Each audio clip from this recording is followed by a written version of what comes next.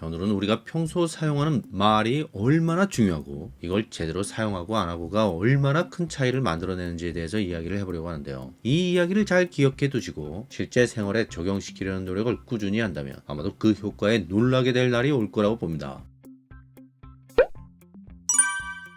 이전에 애착 유형 이야기를 했죠. 기본적으로 안정형, 불안형, 그리고 회피형이 있다고 했습니다. 여기서 안정형이 건강한 유형이고 불안형, 회피형은 상대적으로 불건강한 유형이라고 했어요. 근데 이 안정형의 중요한 특징 중 하나가 뭐냐면요. 말을 잘한다는 겁니다. 자, 오해하지 마시고요. 무슨 개그맨이나 정치가처럼 말을 잘한다는 게 아니고요. 의사소통을 잘한다는 거예요. 말이라는 게 나의 의사를 상대에게 전달하고 또 상대의 의사를 전달받고 이럴 때 사용하는 거잖아요. 이런 걸 질서정연하게 잘한다는 겁니다. 근데 이게 단순히 말을 주고받는 거에 그치는 게 아니라 행동으로 이어지는 거예요. 그래서 현실에 영향을 미치게 됩니다. 말하자면 이 말 때문에 싸울 수도 있었는데 안 싸우게 되기도 하고 말 때문에 어떤 행동을 하게 되기도 하고 하던 행동을 안 하게 되기도 하고 이렇게 되는 거예요. 그리고 이런 언어 습관이 일정 기간 동안 계속 이어지게 되면 나의 정체성에도 영향을 주게 됩니다. 다시 말해서 야, 너 좀 사람이 달라졌다 이런 소리를 듣게 된다는 거예요. 사실 그런 질문을 많이 하잖아요. 불안정형이 안정형이 되려면 어떻게 해야 하나요? 좀 우울한 성격인데 바뀔 수 있을까요? 이런 질문들 우리 대부분은 좀 더 건강하고 좀 더 성숙한 그런 사람이 되고 싶어 하죠. 이전에 성숙한 사람이 되기 위해서는 내가 나 자신의 어머니가 되고 아버지가 되어야 한다는 얘기도 했는데 에릭 프롬이 한 말이죠. 근데 이런 말이 좀 추상적으로 들릴 수 있어요. 내 스스로 엄마처럼 밥을 내서 나한테 먹이고 아빠처럼 돈을 벌어 나한테 갖다 주라는 얘기인가요? 그건 지금도 그러고 있는데요. 이런 생각이 들 수 있습니다. 좀 더 구체적인 방법이 궁금한 거죠. 사실 이런 방법론은 여러 가지가 있어요. 그 중에 하나가 말하는 습관을 고쳐보려고 노력하는 것입니다. 이 말하는 습관이 정체성과 관련이 있어요. 그래서 잘 안 바뀝니다. 해보면 알아요. 아, 내가 이런 식으로 말하고 있었구나 하는 걸 새삼 알게 되는 게 있습니다. 이렇게 한번 바꿔보세요. 제가 5가지를 말씀드릴게요. 이건 하버드 의사인 매튜 버드가 칠레 출신의 학자인 페르난도 플로레스를 참고해서 만든 내용인데요. 그냥 대충 보면 어디서 많이 듣던 고리타분한 얘기처럼 보일 수 있어요. 근데 실제로 해보면 대단히 효과가 있어요. 페르난도 플로레스는 인간의 모든 언어 행위를 단 몇 가지 종류로 나눌 수 있다고 했는데요. 여기서는 부탁과 약속 그리고 판단에 대해서 이야기를 하고 있죠. 일단 이 3가지 언어 행위만 제대로 다룰 줄 알아도 아주 많은 게 달라지게 됩니다. 왜냐면 그냥 단순히 말을 뱉는 걸로 끝나는 게 아니라 반드시 어떤 행동으로 이어지기 때문이에요. 그래서 이걸 제대로 다루지 못하면 말만 꼬이는 게 아니라 행동도 꼬이게 되는 거예요. 그럼 현실이 꼬이는 거죠. 불필요하게 시간 낭비를 하게 되기도 하고 상대방에게 감정이 쌓이거나 폭발하기도 하고 심지어 그걸 참으면서 일을 하다가 병이 나기도 한다는 겁니다. 이게 다 말 때문에 이런 일이 생긴다는 거예요. 옛말에 말 한마디로 천냥빚을 갚는다 이런 말이 있죠. 그만큼 말이 중요하다는 겁니다. 먼저 부탁부터 볼게요. 내가 뭘 원하는 게 있어요. 그걸 충족시키려면 남의 도움이 필요합니다. 이때 하는 게 부탁이에요. 그렇죠. 자, 보세요. 부탁하는 말이 지금 내 입에서 나옵니다. 혹은 지금 내 메일로 작성해서 보냅니다. 그럼 그게 끝인가요? 아니죠. 반드시 행동이 뒤따르게 됩니다. 그 부탁을 들어주는 상대의 행동이 이어지는 거예요. 부탁은요, 행동을 유발한다는 겁니다. 근데 여기서 암묵적인 약속이 있어요. 부탁을 들어주면 부탁한 사람이 만족해야 한다는 겁니다. 다시 말해서 내가 어떤 사람의 부탁을 들어줬는데 그 사람이 만족하지 않아요. 그러면 어떻게 되겠어요? 야, 네가 해달라는 대로 해줬잖아.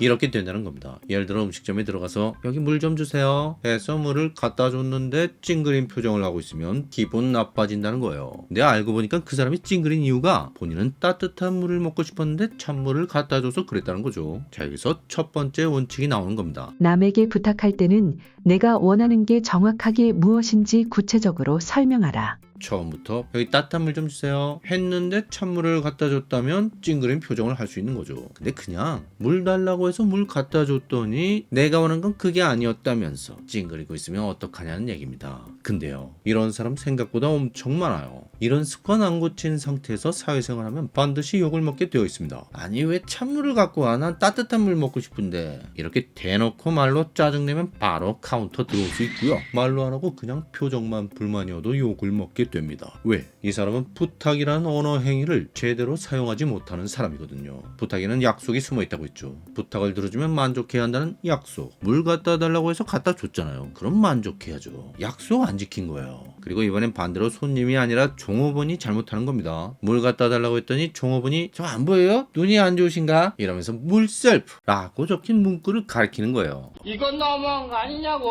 이 소리가 나도 모르게 튀어나오는 거죠. 부탁은 내가 뭘 원하는 원하는 게 있어서 하는 거잖아요. 그래서 거절당하면 기분이 안 좋을 수밖에 없어요. 원하는 게 좌절되었으니까요. 근데 거기다가 기분 나쁜 말까지 들으면 엎친 데 덮친 격이 되는 겁니다. 그래서 누군가의 부탁을 거절할 때에는 신중하게 배려하는 자세가 필요하다는 거예요. 두 번째 원칙이죠. 남의 부탁을 거절할 때는 인격적으로 무시당했다는 기분이 들지 않도록 신중하게 배려하라. 근데 이런 것도 있어요. 부탁을 아예 거절하지 못하는 것도 문제입니다. 그냥 죄송합니다, 고객님. 물은 셀프입니다. 이렇게 좋게 말해주면 되는데 근데 바쁜데도 굳이 갖다 주는 사람도 있어요. 이런 사람은 남한테는 싫은 소리 안 들을 수 있지만 몸이 점점 지치게 됩니다. 이들 역시 부탁이라는 언어 행위 그리고 약속이라는 언어 행위를 제대로 다루지 못한다고 할 수 있어요. 부탁을 거절하지 못하는 건 약속을 하는 겁니다. 그 부탁을 들어주겠다는 약속을 하는 거예요. 근데 약속은요, 지킬 수 있는 약속을 해야 돼요. 약속은 지키라고 있는 거란 말도 있죠. 그게 약속의 본질입니다. 약속을 자꾸 깨트리는 사람은 사회에서 인정받기 어려워요. 그래서 세 번째 원칙이 나오는 거예요. 신중하게 약속하되 부득이하게 약속을 어겼을 때는 책임지는 태도를 가져라.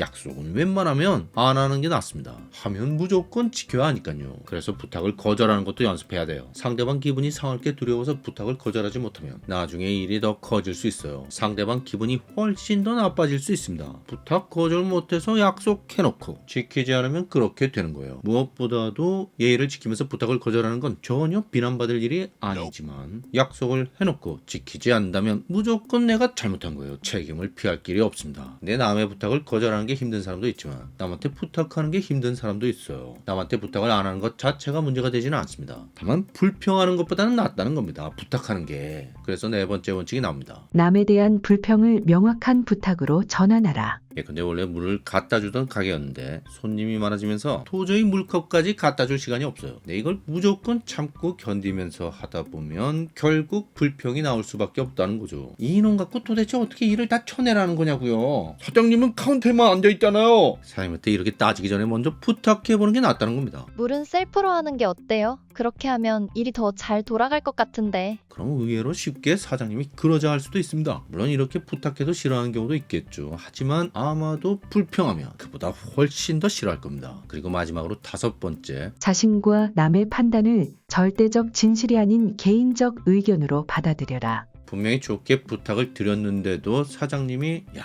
물 셀프하면 누가 좋아하겠니? 손님 떨어지는 소리 그만해라. 이렇게 나오는 겁니다. 듣자마자 나도 모르게 아니 요즘 물셀프 안 하는 가게가 어딨어요. 다들 한다고요. 이렇게 튀어나오는 거예요. 자, 이게 왜 이렇게까지 분통이 터지냐면요. 그게 진실이 아니라고 생각해서 그러는 겁니다. 내가 보기엔 말도 안 되는 얘기를 하니까 화가 나는 거예요. 특히 우리 한국 사람 중에 이런 사람이 많죠. 상대의 의견이 나와 다르면 일단 불쾌한 느낌이 확 올라오는 겁니다. 그 상태에서 어떤 말이나 행동을 하기 전에 이 생각부터 해야 돼요. 그건 그저 사장님 본인의 생각이 그렇다는 뜻일 뿐, 그 이상도 이하도 아니야. 예, 맞아요. 그건 진실이 아닙니다. 단지 하나의 의견일 뿐이고 개인 판단일 뿐이에요. 그러니까 화내지 않아도 됩니다. 아무리 해도 사장님 생각이 바뀌지 않는다면, 그리고 그게 나와 맞지 않는다고 느낀다면 그만두고 딴 데 가서 일하면 돼요. 어딘가에 나와 비슷한 시각을 가진 사람이 분명히 있거든요. 그게 이기는 겁니다. 화내면 지는 거예요. 그래서 요즘 그런 데가 어딨어요. 말도 안 되는 소리 좀 그만하시라고요. 이러지 말고 그렇게 생각하세요? 그러시구나. 그냥 이렇게 넘기는 게 나아요. 어차피 성질내면서 따져봤자 달라지는 게 별로 없습니다. 차라리 세상에는 그렇게 생각하는 사람도 있지 뭐.